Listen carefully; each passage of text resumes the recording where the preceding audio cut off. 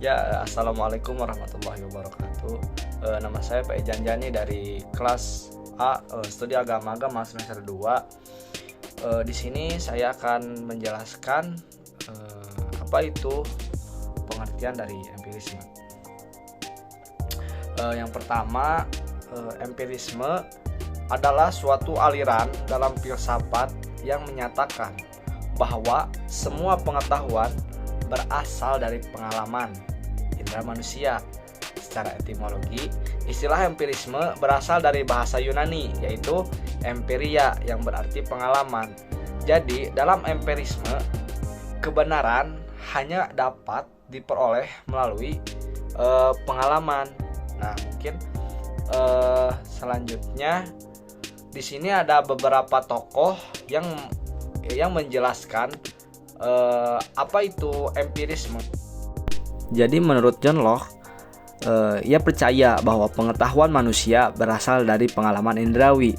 Menurut Locke, pemikiran manusia pada awalnya adalah kertas kosong yang diisi dengan pengalaman. Ia menekankan pentingnya pengalaman dan eksperimen dalam mengembangkan pengetahuan.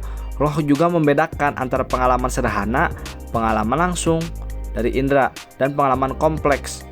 Gabungan pengalaman sederhana dengan pemikiran kontribusinya dalam filsafat empirisme berpengaruh luas dan berdampak pada perkembangan ilmiah dan dari filosofi modern. Yang kedua ada David Hume. Hume menekankan bahwa pengetahuan manusia tergantung pada pengalaman indrawi. Ia meragukan kemampuan manusia untuk memperoleh pengetahuan yang pasti atau universal, dan ia menekankan pentingnya pengamatan dan induksi dalam membangun pengetahuan. Hume juga mempertanyakan dasar-dasar pemahaman kausalitas dan berpendapat bahwa keyakinan kita tentang kausalitas didasarkan pada kebiasaan mental dan asosiasi ide-ide, bukan pada pemahaman rasional. Dalam bidang etika, Hume berpendapat bahwa moralitas didasarkan pada perasaan dan emosi manusia, bukan pada pemikiran rasional semata. Nah, selanjutnya di sini ada jenis-jenis empirisme sebagai berikut.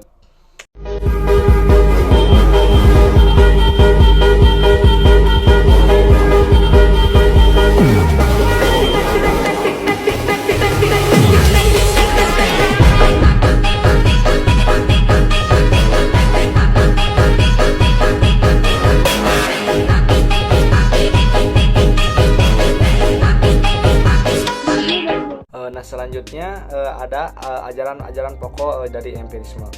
Yang ke-1, pandangan bahwa semua ide atau gagasan merupakan abstraksi yang dibentuk dengan menggunakan apa yang dialami. Nah, yang kedua, pengalaman indrawi adalah satu-satunya sumber pengetahuan dan bukan akal atau rasio. Nah, yang selanjutnya, semua yang kita ketahui pada akhirnya tergantung pada indrawi.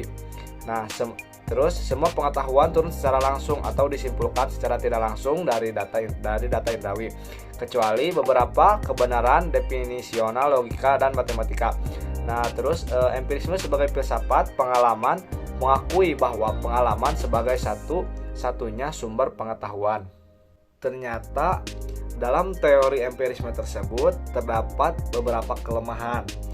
Yang pertama, terbatasnya kemampuan indera manusia dalam mengamati suatu fenomena. Yang kedua, empirisme terdapat pada kemampuan relatif dari indera pengamat.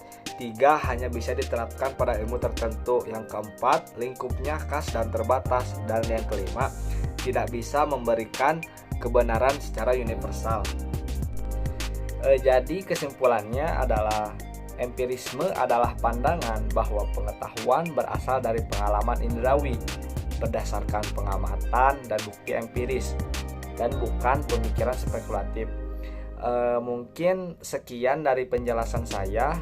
Mohon maaf bila ada kata-kata yang salah. Wassalamualaikum warahmatullahi wabarakatuh.